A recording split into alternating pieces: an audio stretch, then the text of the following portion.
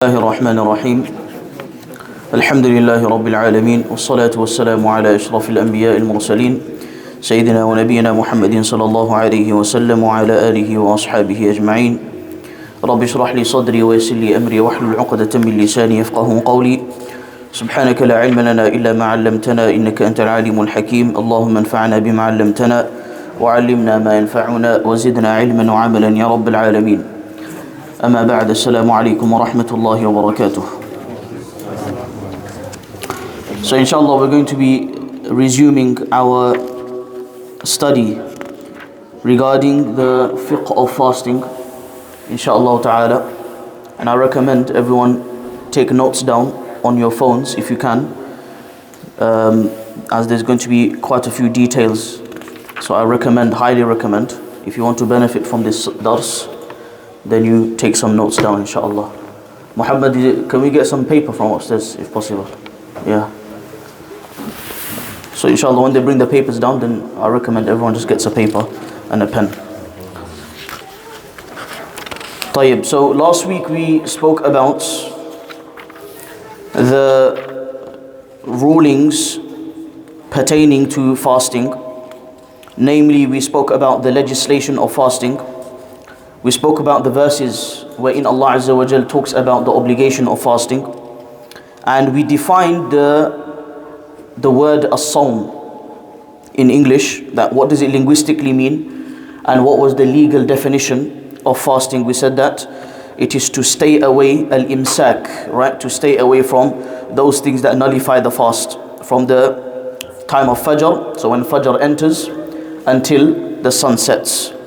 And thereafter we spoke about some of the wisdoms and the virtues of fasting. We spoke about the conditions of fasting, the conditions that make fasting fard upon a person, and the conditions that make fasting valid for a person. And we went into a bit of detail with regards to a particular condition, and that is the intention. We spoke about the details with regards to intention when it comes to fasting. We also spoke about the different types of fasting in terms of their rulings. So which types of fast are fard, which types of fast are sunnah, and so on and so forth. Today inshallah we're going to be continuing, and the first thing that we're going to talk about today is mustahabbatus siyam, actions that are preferable to do when you are in the state of fasting or when you intend to fast. So recommended actions of fasting. So you can write this down as the subheading, recommended actions of fasting. Now these recommended actions, they are either based upon a hadith or they are based upon legal deduction from the scholars. The first one being to partake in the pre-dawn meal.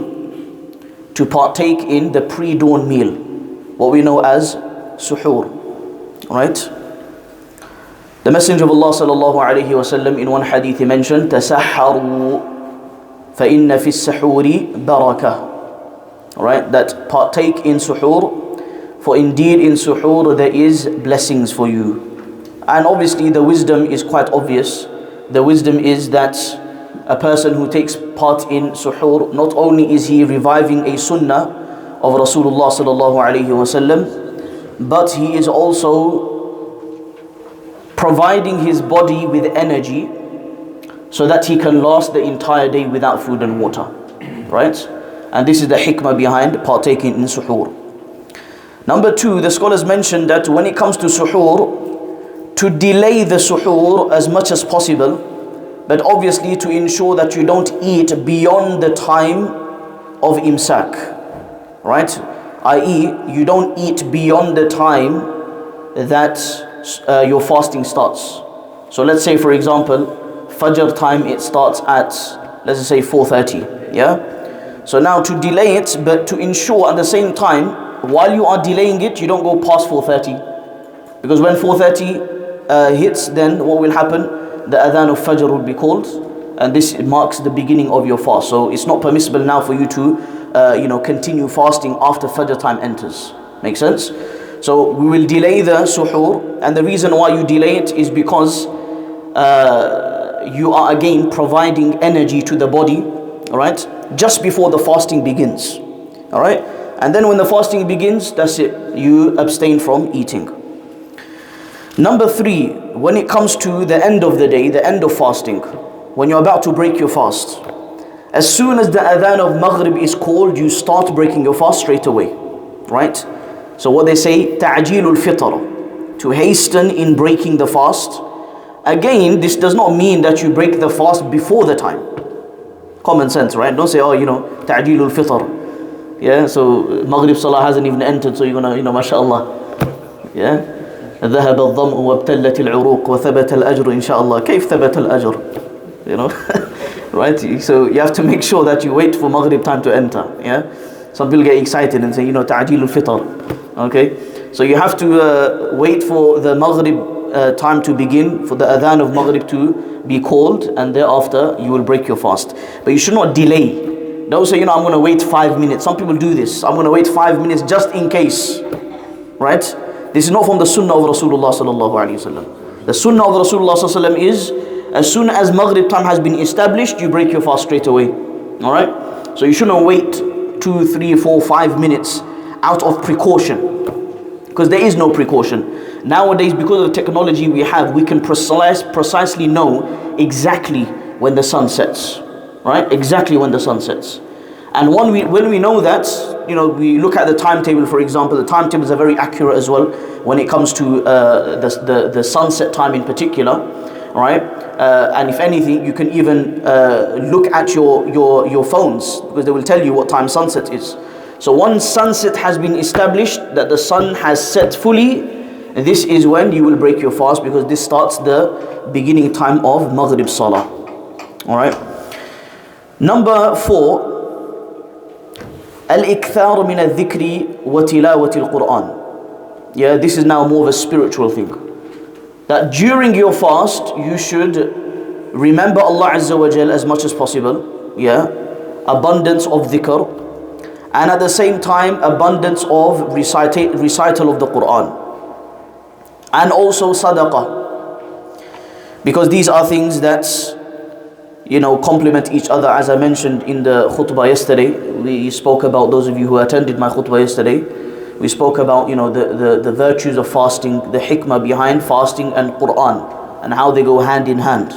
طيب. So both Siyam and Quran, they go hand in hand, they complement one another, which is why in the state of fasting you should also recite the Quran.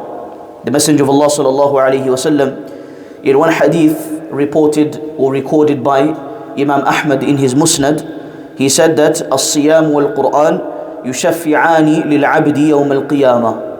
Yeah, that the fasting and Quran will intercede on behalf of a person on the day of Qiyamah. Okay, so this is why we should try to do both. So while you are fasting, recital of the Quran and general dhikr, istighfar. Maybe you are at work, for example. If you're at work, maybe you can't open a mushaf and recite from the mushaf, right? But if your work is such that you can, let's say you're driving a van, for example, or whatever job you're doing, and it doesn't require much talking. That job doesn't require much talking. So let's say you're at a desk and you're just cracking on with the work, right? Or if you're at university and you're just cracking on with your work, you're studying, for example, right? There's no harm in you, while you are doing whatever you're doing, to keep your tongue busy in the dhikr of Allah Azza wa Jal, right? We should never look down upon these things, right? So this is why it's very important that we try to utilize every single second while we are in the state of fasting. Thereafter, number 5, al-ibti'ad an al-muharramat, to stay far away from forbidden actions, كالغيبة والنميمة والشاتمة, والمشاتمة. Yeah, that you're staying away from backbiting, staying away from slander, staying away from abusing each other, okay, verbally. So especially when it comes to the tongue. Again, I spoke about this yesterday in the khutbah, that there are some people who will fast, but the only thing they achieve from their fasting is hunger and thirst, nothing else. Because there's some people, they spend the entire day, subhanallah, in ghiba, backbiting and slander and lying and abusing, right? Whereas, back in the day, Allah Azza wa Jal mentions in the Quran, كُتِبَ عَلَيْكُمُ الصِّيَامِ كَمَا كُتِبَ عَلَى الَّذِينَ مِنْ قَبْلِكُمْ. Yeah, that fasting is prescribed upon you just as how it was prescribed upon those before you, the nations of the past. Which means we understand from this that the the nations of the past also had fasting. But their fasting was different. For example, at the time of Isa alayhi salam, Zakaria alayhi salam, that era, the fasting was not only staying away from eating and drinking, but also speaking as well. Alright? So this is why, for example, when Maryam alayhi salam found out that she was pregnant with Isa alayhi salam, Allah Azza wa Jal told her to keep a fast. Alright? So that when she goes out to the public with Isa alayhi salam, okay, who has just been born, people are now going to accuse her of committing zina because she's not married, right? So they're going to start accusing her of committing zina, and they're going to start, spoiling her reputation. So now when she went out, one of the things she said, that she said that I am fasting, فَلَنْ أُكَلِّمَ الْيَوْمَ إِنْسِيًّا. I'm not going to speak to anyone, right? I'm not going to speak to anyone. Why?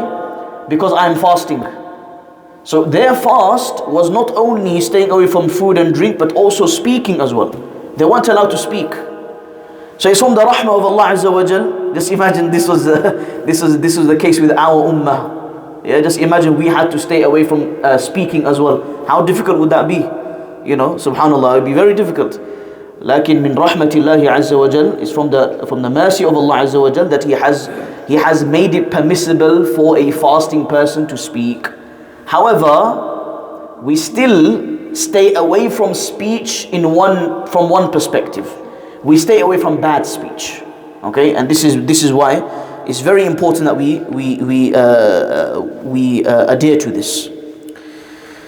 Moving on, number 6, أن يجتنب الغضب, to stay away from anger. To stay away from anger and from anything that will lead to argumentation, that will lead to a fight. Alright, whether it is a verbal fight, whether it is a physical fight, any type of fighting, dispute, stay away from anything that will lead to a dispute. And the famous hadith of Rasulullah sallallahu alaihi wasallam, that when one of you is fasting, then he should not engage in any argumentation, no fighting. And then the Prophet ﷺ said, فَإِنْ سَابَّهُ أَحَدٌ أَوْ قَاتَلَهُ فَلْيَقُلْ إِنِّي صَائِمٌ.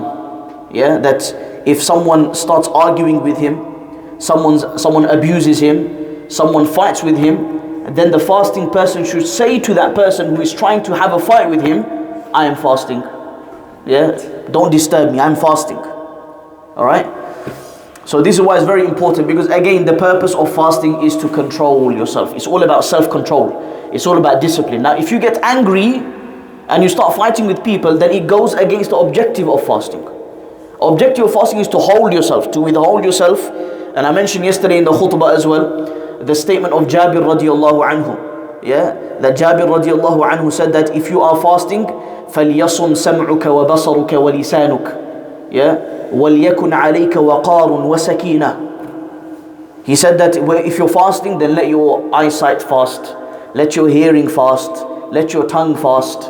And if you're fasting, then let there be upon you tranquility and composure in the way you act. Right?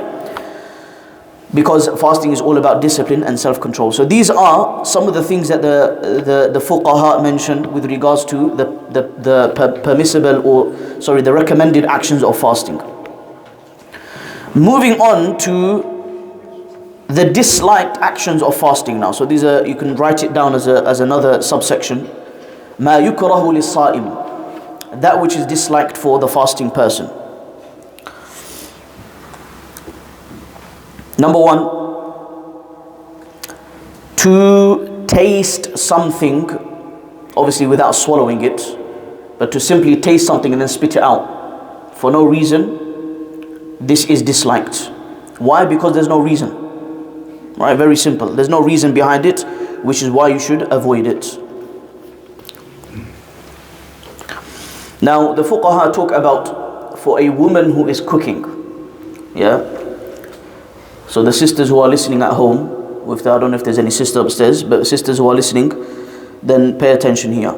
Sisters, when our women folk are cooking, or if the men are cooking, right, I don't know if brothers are into, mashallah, cooking, then you pay attention as well. It is permissible to taste the food with the condition that you are not going to swallow it. So you put it on the tongue, right, and then you spit it out, just so that you know if there's anything missing in the food, right? Now this will not be disliked. Why?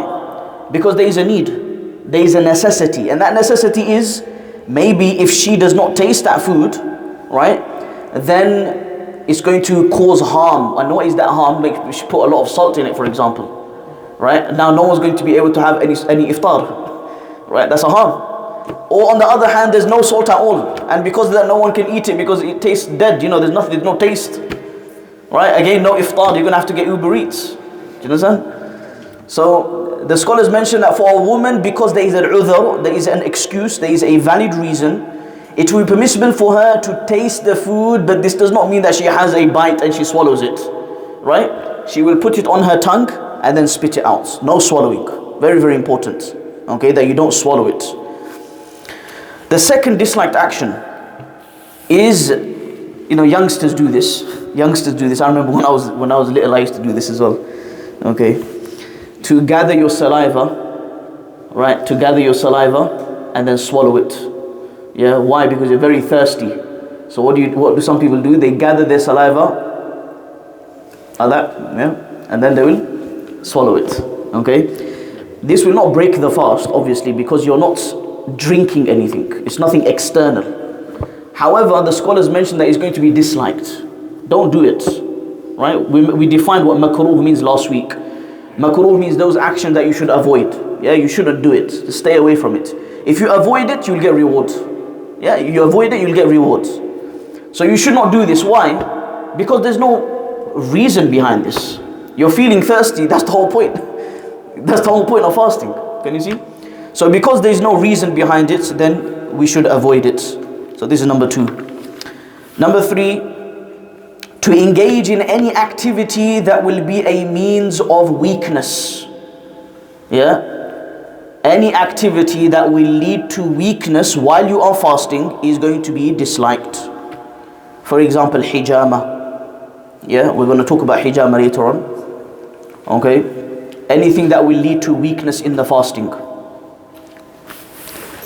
Nowadays maybe engaging in physical activity. Yeah, as in everyone has to judge their own body. You know your body best. So for example, going to the gym in the middle of the day, I don't think is the wisest thing to do. All right, having a proper cardio workout in the middle of the day, 12 o'clock, you go for a 1 hour sprint on the treadmill, uphill. It's not the wisest thing, because you're going to get thirsty. The rest of the day you're going to suffer. Tayyib. So stay away from any activity that will be a means of your weakness. All right. So these are some of the things that will be makruh in fasting. And lastly, to do any action that may lead to nullifying the fast.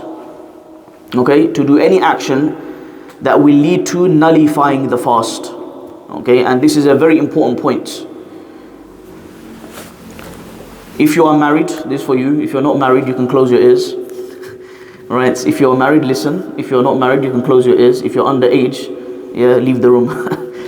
Now, so a common question comes up: when I'm fasting, can I hug my wife? Can I touch my wife? Can I hug my wife? Can I kiss my wife? Right? The answer is it depends. Right?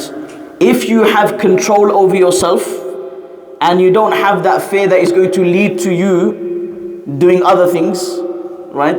وَالْإِشَارَةُ تَكْفِي لِلْعَاقِلِ, right? Doing other things, then it will be fine for you to do that, because you don't have that fear that is going to you're going to get carried away, basically. Okay. But if you find that by hugging your wife, kissing your spouse, it will lead to other things, then it is going to be disliked, right? You should avoid it.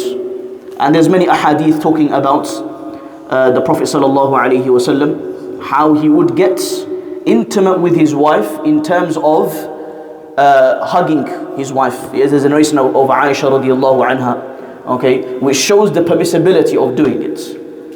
So then Aisha radiallahu anha was asked that how come he hugged you, okay, and there's one narration that talks about kissing as well, right? How come he kissed you? So Aisha radiallahu anha said that there was no one who had more control than Rasulullah sallallahu alayhi wasallam, which teaches us that if you have that control and you have that assurity that it's not going to lead to anything else, because we know obviously intimacy, sexual intimacy is not permissible while fasting, we know this. If you have fear that it's going to lead to that, then you should avoid it, right? Cutting off the roots, cutting off the means, basically, okay? But if you don't have fear, then it will be permissible. So these are some of the things that the fuqaha mentioned with regards to what is disliked in fasting. Anything else, it is not going to be disliked. طيب. Now moving on, this is now the most important part of the dars, which is باب ما يفسد الصوم وما لا يفسده. Okay, those things that nullify the fast, those things that do not nullify the fast. Let's start off with those things that do not break the fast. Yeah, those things that do not break the fast. Number one, لو أكل أو شرب ناسيا. Yeah, if he drinks or eats forgetfully. Now, it's very important that we define two words in English here. One thing is forgetfully, nasiyan, and another thing is khata'an, mistakenly. There's a difference between the two. Can someone tell me what the difference is? What's the difference between forgetfully and mistakenly? Huh? But what's the difference between forget and mistake? The fuqaha talk about this. Can you see as in how the scholars go into a lot of detail? How do we define forgetfulness and mistakenly doing something? How do you differentiate? Yeah, at the back. You say mistakenly doing something means that you had the intention to put in your mouth. Exactly, excellent, yes. Mistakenly means, for example, I don't have water next to me, but if you have water, let's say you're gargling or you're just rinsing your mouth. You consciously put water in your mouth, yes? You consciously put water in your mouth and you're just gargling your mouth. But then by accident, what happened? A bit of water went down your throat. طيب? This is khata'an. This is mistakenly, right? Forgetfully means you don't even realize you were fasting. You forgot you were fasting. Can you see the difference? Yeah? You forgot you were fasting, and because of that, you just started eating. Like, first couple of days we're not used to fasting, so it's very common that people forget that they're fasting and they drink, and then 10 minutes later they realize, oh no, I'm fasting. Right? So the Messenger of Allah sallallahu alaihi wasallam, he mentioned this in one hadith, that if a person forgetfully eats or drinks, فَإِنَّ اللَّهَ أَطْعَمَهُ وَسَقَاهُ. Yeah? فَإِنَّ اللَّهَ أَطْعَمَهُ وَسَقَاهُ. Allah Azza wa Jal has fed him and has given him drink. طيب, i.e. in other words, it does not nullify the fast because you forgot. Alright, and there's another hadith of Messenger of Allah sallallahu alayhi wasallam that رُفِعَ عَنْ أُمَّتِي النِّسْيَانِ. Okay, one of the things that the Prophet sallallahu alayhi wasallam said, the consequence of which has been raised from my ummah is forgetfulness. طيب, so if you forgetfully do something, then the sin of that or the consequences of that has been lifted from this ummah out of the mercy of Allah Azza wa Jal. طيب. Also, another thing that does not break the fast is obviously bathing, having a bath, having a shower. There's nothing wrong with it. Obviously ensuring that nothing goes inside of your mouth, that's common sense. Putting oil on your hair does not break the fast. Putting kuhl. Yeah, everyone know what kuhl is? What's kuhl? إذا اكتحل. ما معنى اكتحل? Yeah, don't say eyeliner. It's not eyeliner. Kuhl? Yes, it's called antimony. All right, antimony in English. طيب, antimony. So this is or in Urdu they call it surma. Yeah, so we call it surma in Urdu. All right, and that's basically you put. It's a substance that you put in your eyes. The Messenger of Allah sallallahu alaihi wasallam would put it in his eyes, and apparently, wallahu a'lam, there's some medical benefits of this. It sharpens the eyesight. طيب. So applying kuhl does not break the fast. Also, another thing that does not break the fast is cupping. Yeah, ihtijam or hijama. Cupping does not break the fast. There is an opinion that states that it does break the fast. However, the more predominant opinion is that it does not break the fast. Okay, and we're going to mention why later on. There is a principle that will help us, inshallah, define those things that breaks the fast and those things that does not break the fast. We'll come to that principle later. Also, things like a wet dream will not break the fast. Okay, so if you wake up in the morning, okay, you had a wet dream, it does not break the fast, even though you have started the fast already. So let's say you did your suhoor, etc., and then after Fajr you slept, and then you woke up and you had a wet dream. That does not break the fast. Okay, and again, there are many ahadith in respect to this. Moving on, inhaling smoke or steam, if it is not done on purpose, yeah, bila sun'ihi, which basically means it wasn't done by your own doing. So for example, if you walk into a room that just happens to have smoke, for example, and you have to pass by that room, okay, and you inhale that smoke. Now one may ask here, why is this even a discussion? Because obviously with steam, you have water vapors, right? Yeah, you have water vapors in that steam. You're inhaling that steam. Naturally, the water vapors will enter your body. طيب? And what happens? You'll find that your throat, if it was a bit dry, it won't be dry anymore. Okay? Now let's say you're having a hot shower. The steam of that hot shower is a side effect of that hot shower, yes? That will not break the fast. But an example of inhaling steam that will break the fast is, for example, if you go to a steam room and you decide to, mashallah, go to a spa on a spa day while you are fasting, which obviously you should try to avoid, okay? Don't go on a spa day while you're fasting, it's pointless, okay? So entering the sauna, for example, and going to a steam room, okay? This will nullify the fast. Why? Because you're inhaling, essentially you're inhaling water, right? But if you're having a shower, for example, that's different, because that's not the primary objective. The primary objective is not to inhale the steam. The primary objective is to bathe. طيب? And obviously having cold showers, as in if you're brave enough to have cold showers, then alhamdulillah, right? But if you're not, then it's quite difficult. So this is another thing that the scholars mention. Moving on now.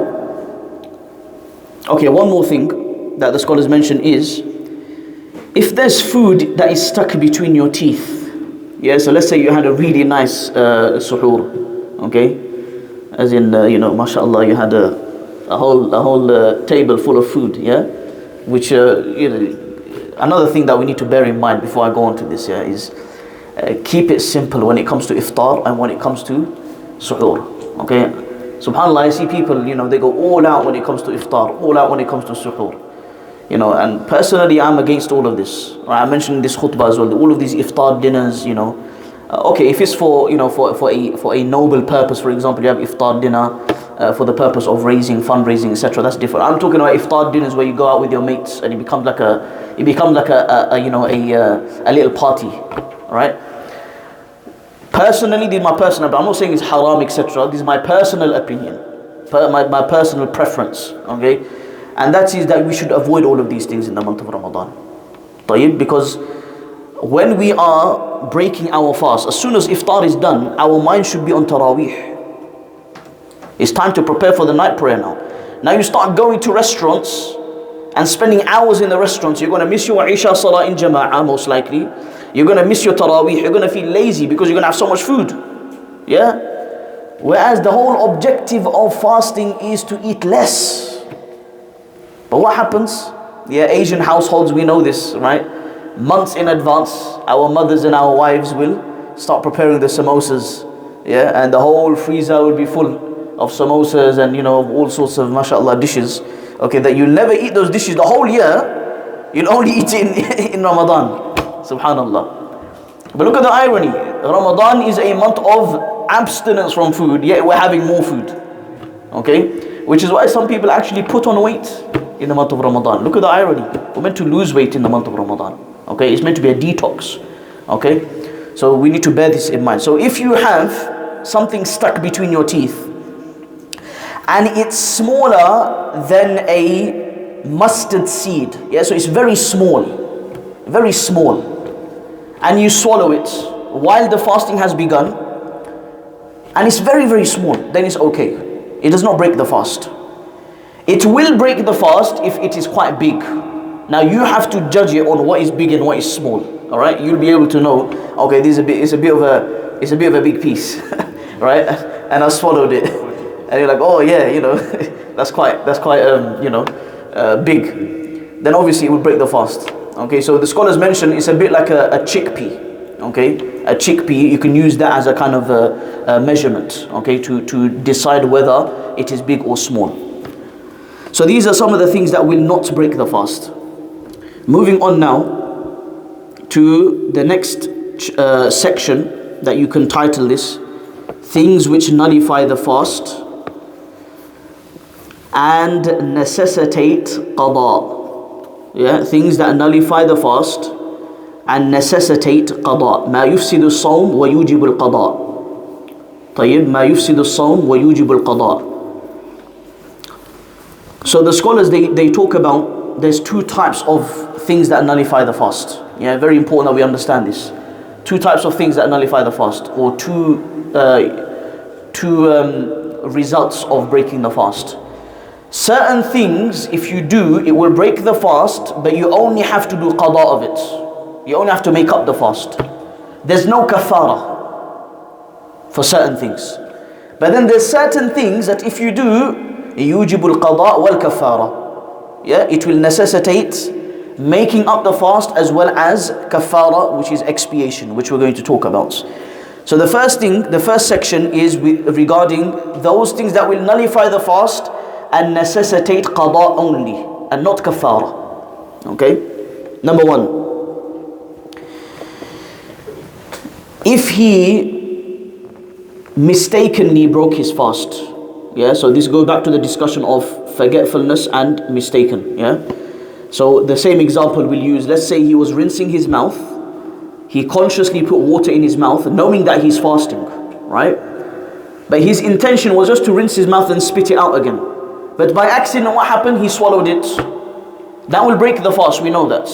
But now the question is, does he have to do qada and kaffarah or only qada? The answer is only qada. Limadha? Why? Because he did it mistakenly. He didn't do it on purpose, right? So you only necessitate qada. Number two, إذا أفطر بشبهة. If he broke the fast due to an ambiguity. Now this ambiguity, for example, he started eating or drinking thinking that the sun has set. Yeah? And let me give you a classical example. Let's say you're looking at the timetable, yeah? And you look at the wrong date. You look at the wrong date. Let's say today is, 18th of March, yeah? Let's say it's Ramadan already. Let's say, okay, today is Ramadan. And let's say we're at Maghrib time, right? And you're looking, okay, what time is iftar today? But by accident, you look at 19th of March. And 19th of March says that iftar is at 6:17 p.m. But actually Maghrib is at 6:15 p.m. Right? And what happened? Thinking that the sun has set based on that judgment, by accident, what did you do? You mistakenly read the timings and now you broke your fast. Alright? This will nullify the fast. Why? Because the time is not started yet to break the fast.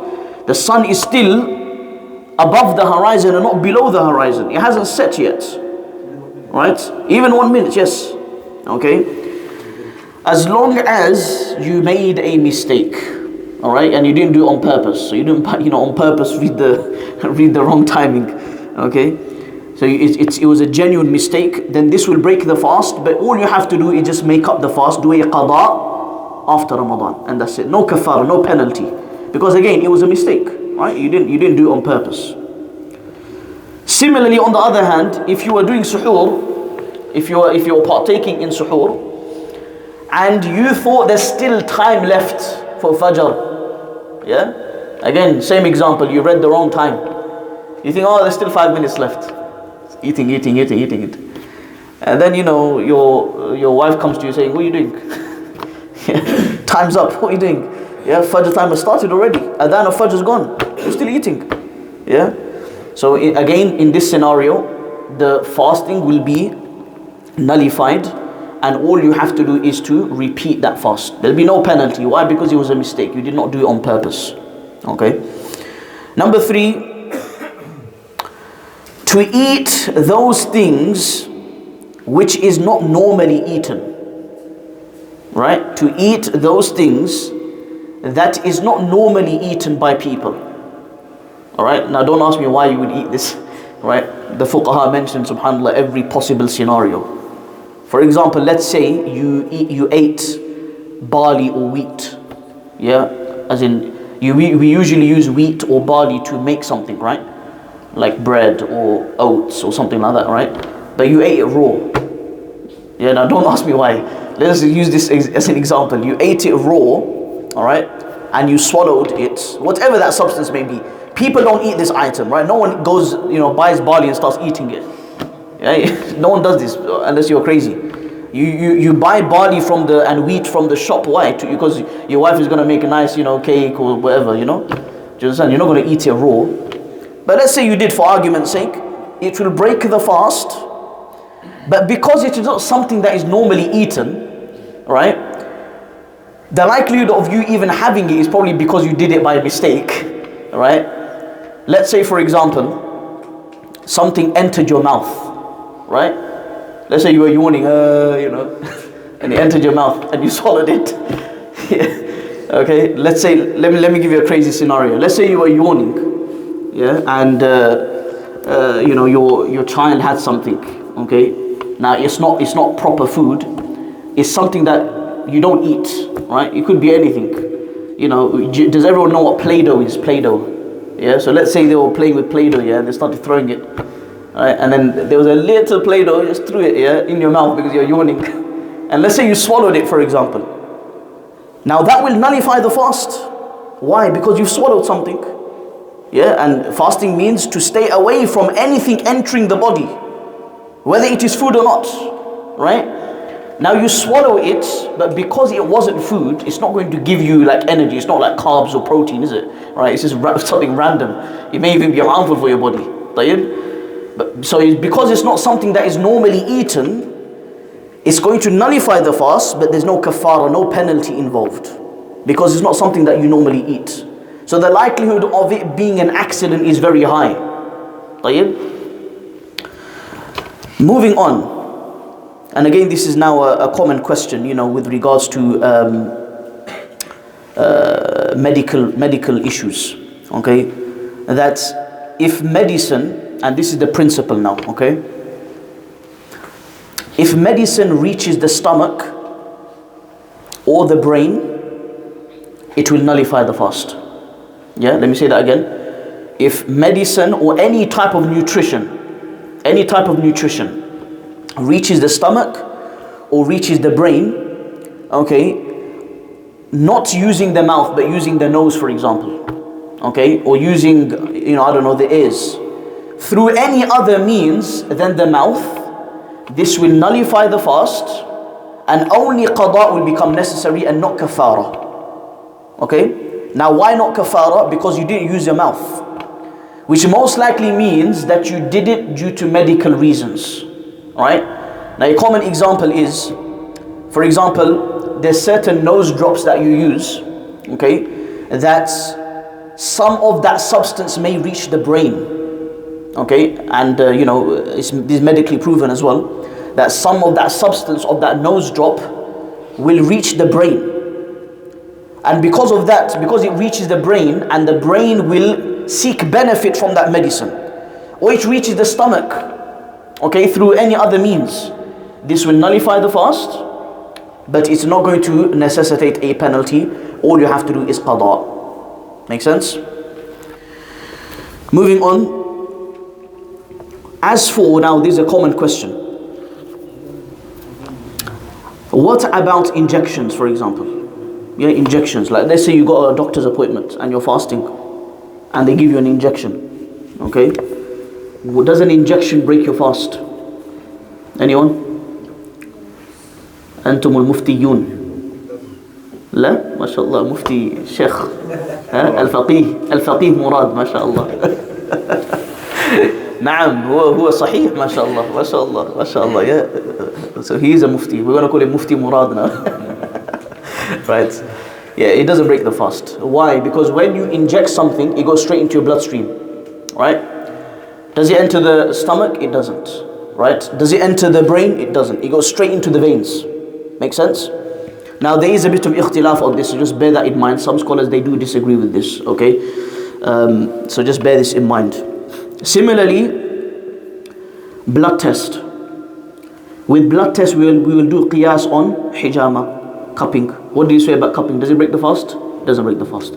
So if you need to take a blood test, however, what I will say is, if you can avoid doing the blood test while you are fasting, it is better. Why? Because blood test might lead to the weakening of the body, right? We said that you should try to avoid anything that weakens the body. So if you can avoid the blood test while you are fasting, it is better for you to do so.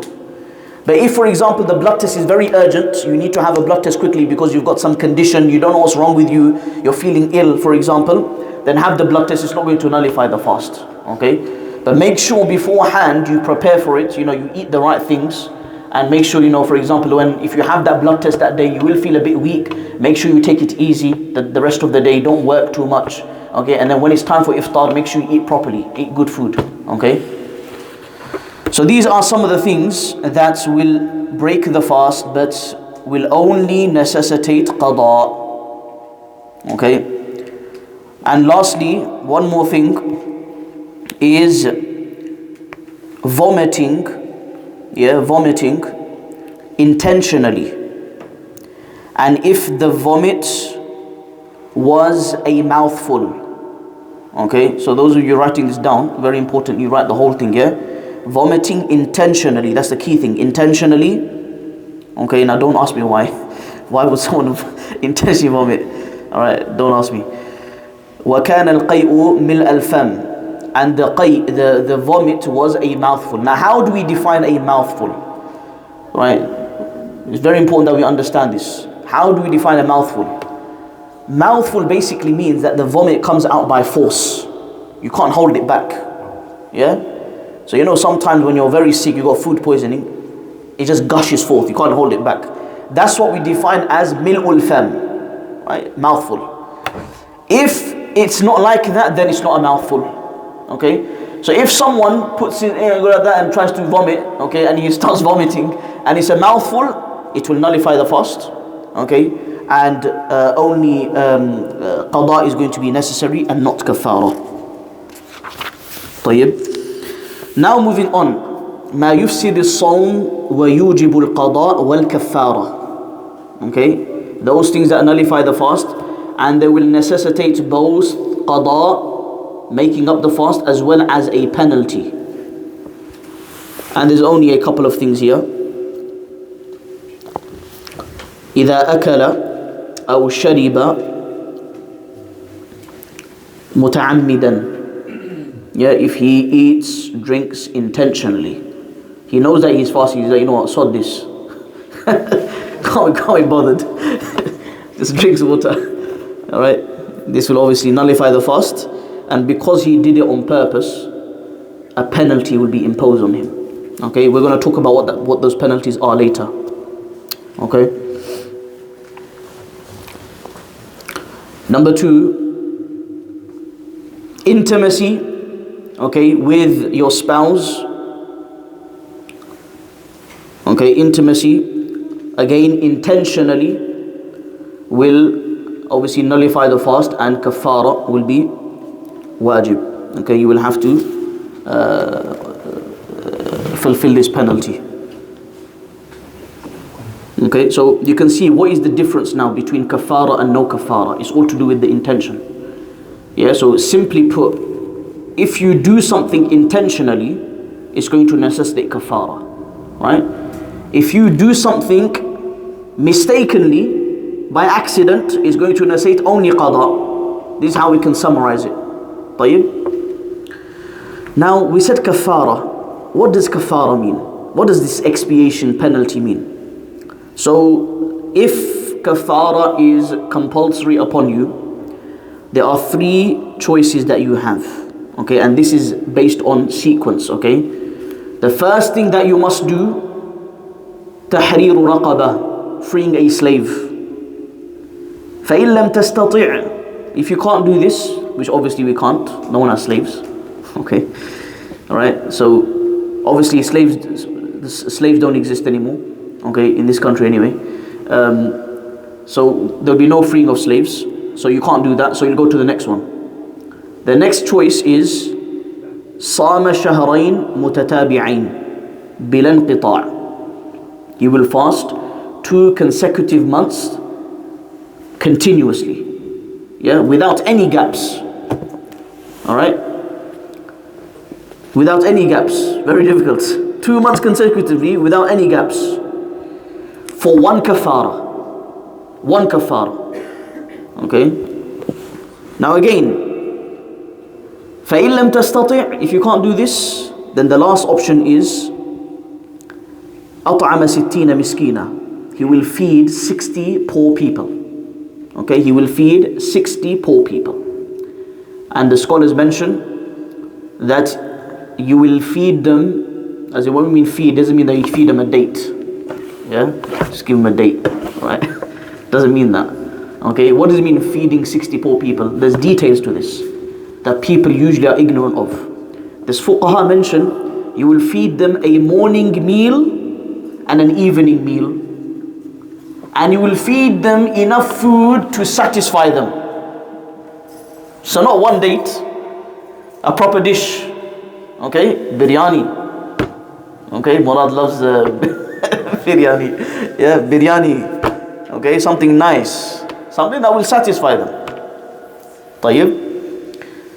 Now, if you cannot feed 60 people, there's another option as well, and that is that you will give these 60 poor people the value of half a sa'. Yeah, just write a sa' down. I'll explain what sa' means. Sa' is basically a measurement, which we'll go to the details later. Half a sa' of barley or wheat. Okay, sorry, of barley. Okay, understood? Half a sa' of, sorry, not barley, wheat. Yeah, wheat. Half a sa' of wheat. The value of half a sa' of wheat. Now, to make this easy, you know sadaqatul fitr? Yeah, zakatul fitr, sadaqatul fitr. Yeah. Or fitrana, as some people call it, yeah, is basically the value of that. Okay, so fitrana is according to this measurement, half a sa' of wheat, or 1 sa' of dates or barley. The value of 1 sa' of dates or barley to every single poor person. Yeah, so all 60. Now, what is sa'? 1 sa' equates to approximately 2.4 kilograms. Yeah, 2.4 kilograms. Now, sa' is basically a mode of measurement that they used to use in Medina. Okay, the Messenger of Allah sallallahu alaihi wasallam made dua, Allahumma barik lana fi sa'ina wa muddina. Oh Allah, bless us in our sa' and in our mud. Sa' and mud were 2 measurements that they used to use. Sa' used to be for weighing food items. Mud used to be for weighing liquid items. Okay, طيب. So half a sa' will be basically 1.2 kilograms. 1 sa' will be 2.4 kilograms. The value of that. Okay. But obviously nowadays, you can contact charities, okay, and you say, look, I need to give kafara, can you sort this out for me? And they'll be able to sort you out, okay? They will have this option. Okay, so this is how kafara will be fulfilled.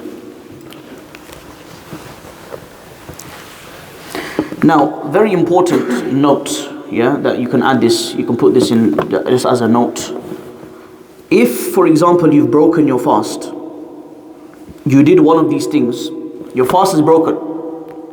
So let's say, for example, by accident you swallowed, mistakenly, not forgetfully, mistakenly, you swallowed water. You've broken your fast now. The fast has become fasid. The fast has become nullified. Does that mean now that you can spend the rest of the day eating and drinking and enjoying yourself? I've broken my fast. Let's go to, mashallah, have a pizza. Okay, it doesn't mean that. Okay, the scholars mention that he will still, that وجب عليه أن يمسك عن الأكل والشرب بقية ذلك اليوم تعظيما لحرمة شهر رمضان. طيب، تعظيما لحرمة شهر رمضان. He will still stay away from eating and drinking, even though he's not in the state of fasting anymore. Right? And this goes for sisters who are not fasting on their menstrual cycle. Right? It goes for them as well. They should try to still avoid and imitate the fasting person. Why?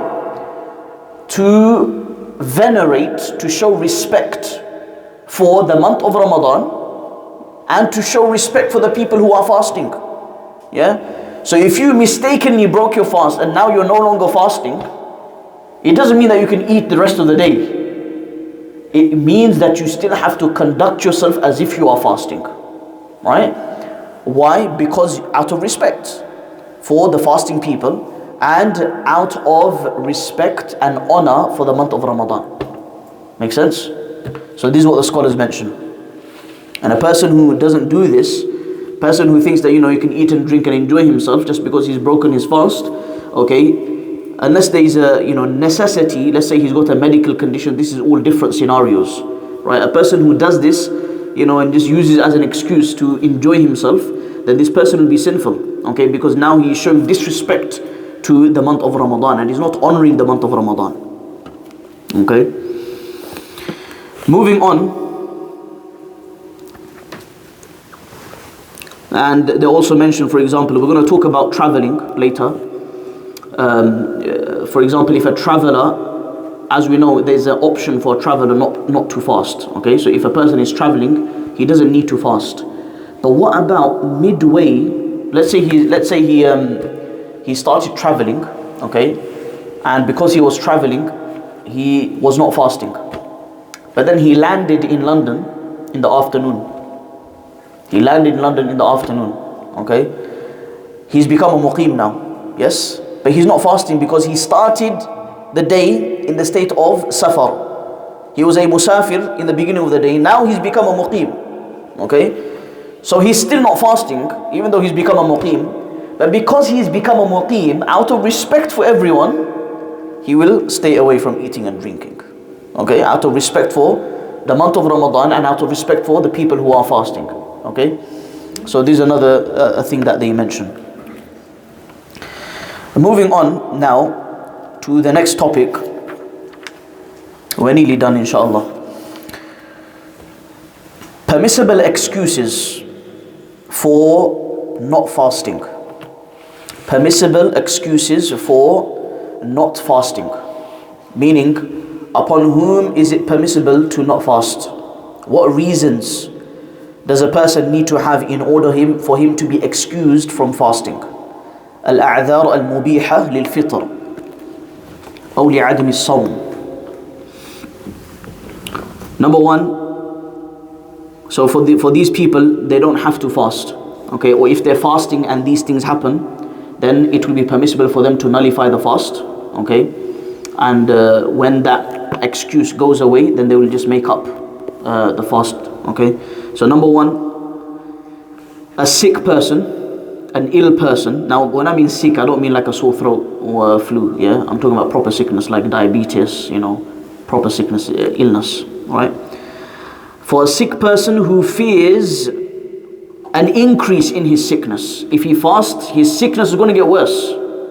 Yeah, for example, a diabetic person, okay, fasting is a very difficult time for a diabetic person who's diabetic. It's very difficult because now your sugar levels will be fluctuating. Now if you're not fasting, your sugar levels will go very, very low. Now when your sugar level is low, what's going to happen?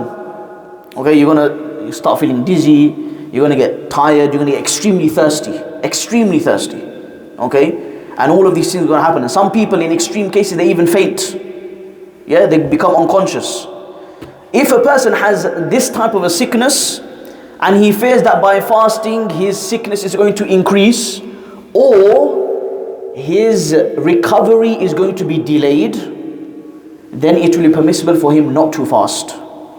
Okay, it will be permissible for him not to fast. Number 2, for a woman who is pregnant, if the doctor has advised her not to fast because it is going to be harmful for the baby, okay, it's going to be harmful for the development of the baby, then she will not fast and she will make it up after her pregnancy. Make sense? Now, they usually say that it is better to ask a Muslim doctor, because a Muslim doctor will be able to appreciate the importance of Ramadan. When you ask a non-Muslim doctor, they'll be like, yeah, don't fast. It's okay, don't fast. They don't know what the importance of fasting is. So if you have in your surgery a Muslim doctor, you should speak to the, whoever's managing, the secretary or, the receptionist, whoever, that can I have an appointment with this doctor, because he's a Muslim or she's a Muslim, and then speak to that Muslim doctor and ask them to advise you. Or if you know a Muslim doctor in the society, go to that Muslim doctor, say, look, I've got this condition, these are my, the details of my condition, show them your medical reports, for example, so that they have an understanding of what your condition is. They'll be able to advise you properly, okay, because they know the importance of fasting. Now, if they say, a Muslim doctor tells you that, okay, you can't fast, because if you fast, your illness is going to be very, very bad. It's going to increase, okay, and it's going to lead to other complications, then you will not fast. And you will make it up when you recover, and if you recover. Okay. Number 3, for a breastfeeding woman, if she fears upon herself or upon her child harm, if she fears harm upon herself or upon her child, then it is permissible for her not to fast for that period of breastfeeding. Number 4, one who becomes extremely thirsty or hungry that he fears that he will die. Now, you probably think, okay, that's a bit extreme. We do have these scenarios. Yeah, I remember a few years ago in India. Yeah, in India. It got so hot. It got so hot in India. We're talking 45 degrees. Extremely hot. Yeah, that certain people, they actually died in the state of fasting because of how thirsty they became. If only they knew these masail. Yeah, if only they knew these masail. If a person has that level of thirst and hunger that he fears he's going to die, right, he's going to perish, then that person will be permitted to break the fast because of, you can say, extreme weather conditions, alright? And then he will just make it up later on. Obviously, for a menstruating woman and for a woman in the state of nifas, postnatal bleeding, the bleeding after childbirth, it will be compulsory not to fast. Yeah? Compulsory not to fast. وَلَا يَصِحُ الصَّوْمِ مِنْهُمَا. Yeah, fasting is not going to be valid. And they will make it up, obviously, later. And I mentioned this last week, it's very important that our sisters make up their fasts before Ramadan begins. Obviously Ramadan is now only a few days away, okay, but this is a future reference, that if you have sisters, if you have fasts that you need to make up, very important that you make them up as soon as possible. Alright, especially like winter time is so easy. Winter time, take benefits of that time, make up all of your fasts that you need to make up. Some people is ajib, they go like 50, 60 fasts from like 2015, 2014, they need to make up. I'm thinking, what are you doing? Yeah, make up your fast quickly, man. And I mentioned that some scholars, they mention that a person who delays, a woman who delays her qada for no reason, just pure laziness and carelessness, then there is going to be a sin upon that woman.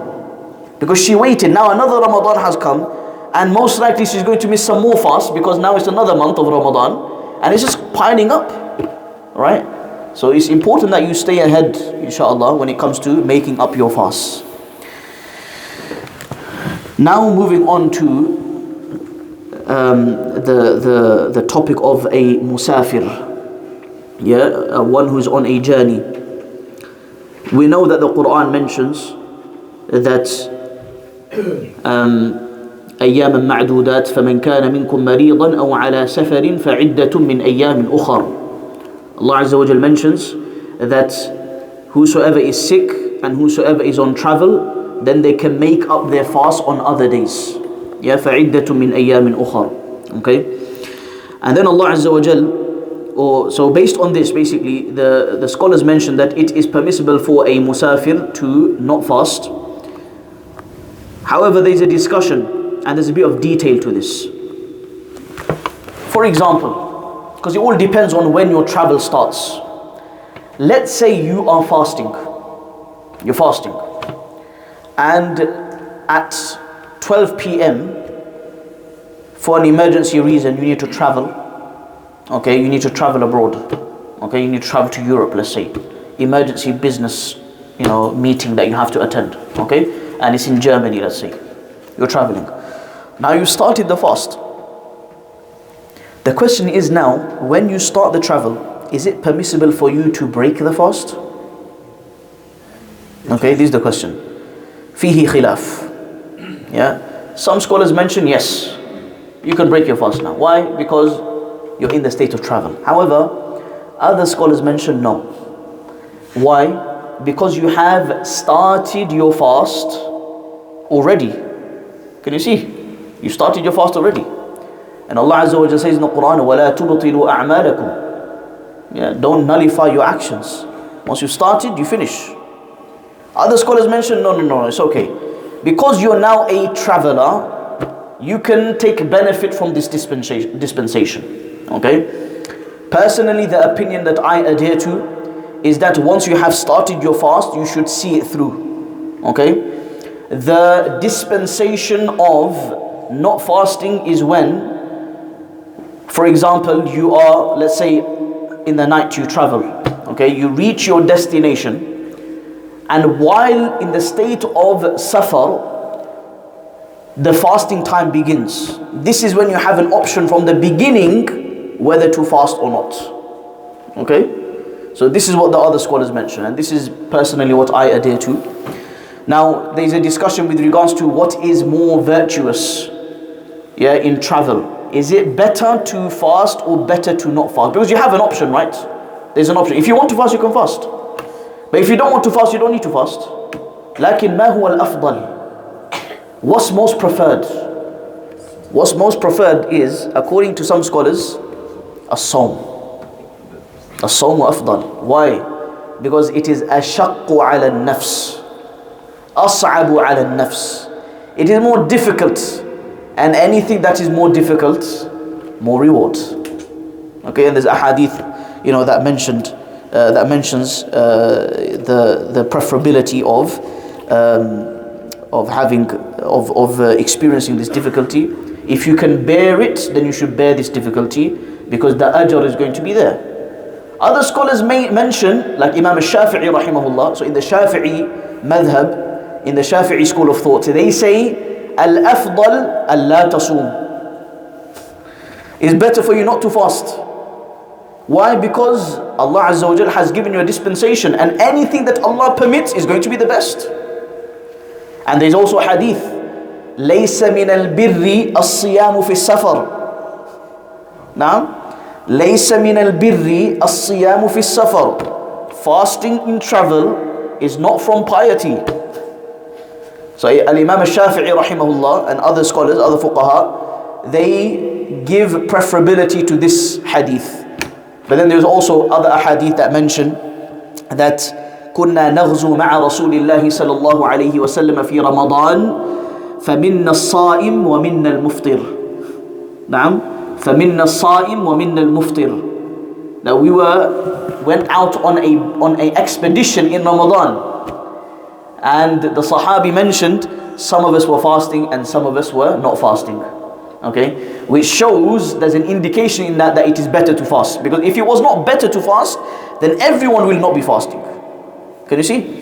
So this is the details. Again, personally, the opinion I adhere to is that it is better to fast. Sorry, it is better better to fast if you are in travel, because it is more difficult, and more difficulty equals more reward.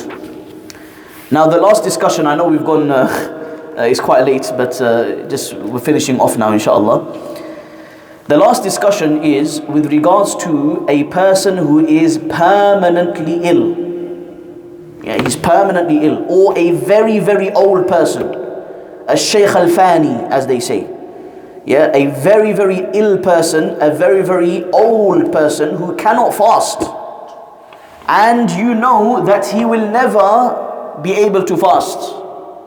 Yeah, let's say this guy, this old man, he's 90 years old, 95 years old, very, very frail, very weak. Now you know that he's not going to become young again, is he? He's only going to get older, right? So this is a permanent condition. Or if a person is so sick that he's permanently, for example, in a coma, and he's on life support machine, for example. Let's say he's on life support machine, and there is no chance. The doctors have said, look, there's no chance of us taking him off life support machine, right? This is going to be, he's basically like as they call, quite a disrespectful term, a vegetable. Okay, they say that he's basically waiting to die. There's some people like that in hospital. They're waiting to die, right? No chance of recovery.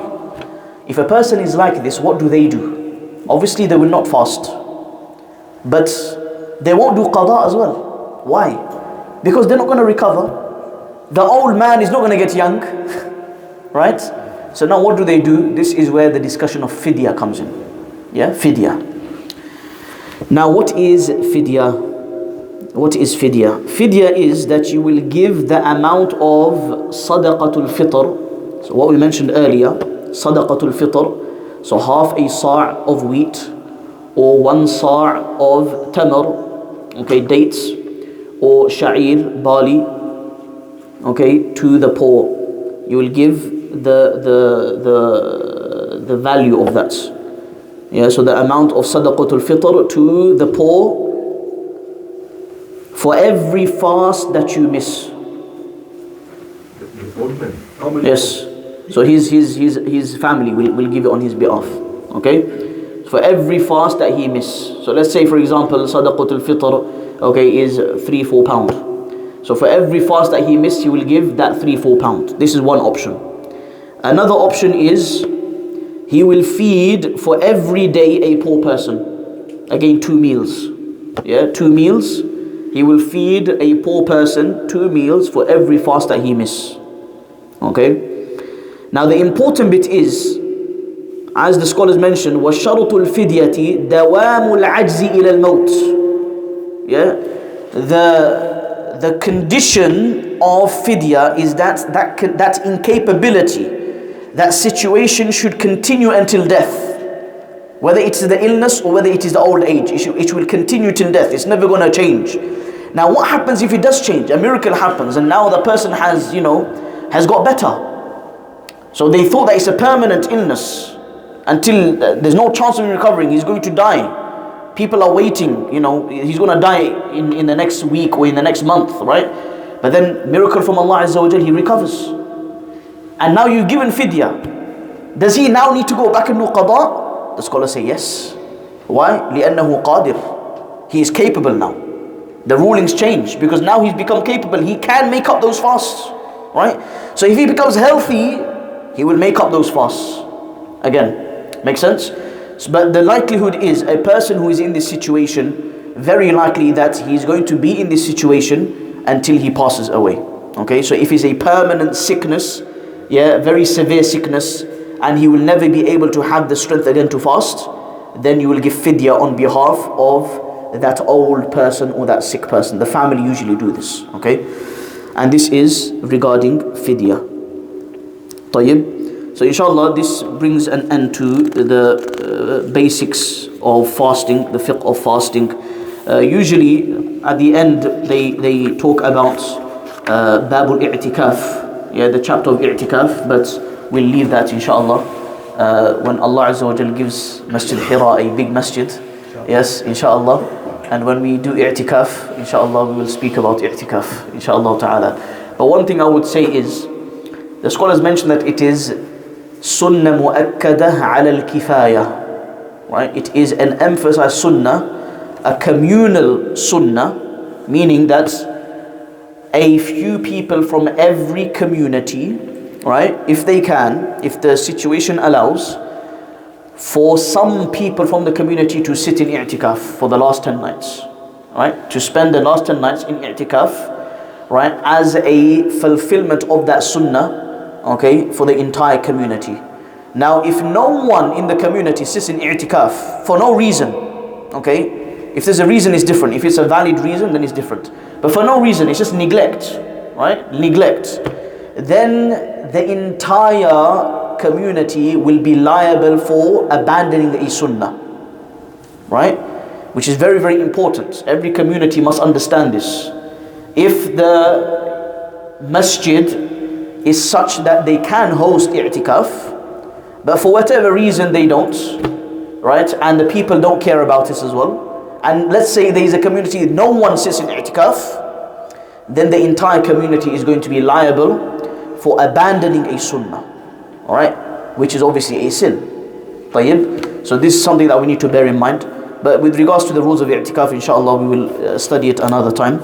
And these are some of the rules of fasting. We ask Allah Azza wa Jal that Allah subhanahu wa ta'ala accepts our fasts, and that Allah Azza wa Jal grants us the ability to witness Ramadan. Wa sallallahu wa sallam wa baraka ala nabina Muhammad wa ala alihi wa ashabihi ajma'in. Yeah, so basically everyone, we have quite a few activities inshallah taking place in Ramadan. There's going to be a poster that is going to be released in the next couple of days with the details of what activities are taking place in Ramadan. I can assure you that it's jam-packed, alhamdulillah, okay? Just make dua for me, that's all I want, inshallah, that Allah gives me the strength, to speak, inshallah, But just briefly, on the Saturday dars, obviously, is not going to be after Maghrib or Isha, it's going to be after Dhuhr, inshallah. And we're going to be starting a new series, a Ramadan special, called Purification of the Hearts, okay? Where we're going to look at certain illnesses of the heart, spiritual illnesses, and how we can get rid of those spiritual illnesses, okay? And in particular, one Saturday, we're going to take a break from the series. Instead of doing purification of the hearts, we're going to do a seminar on the fiqh of zakah.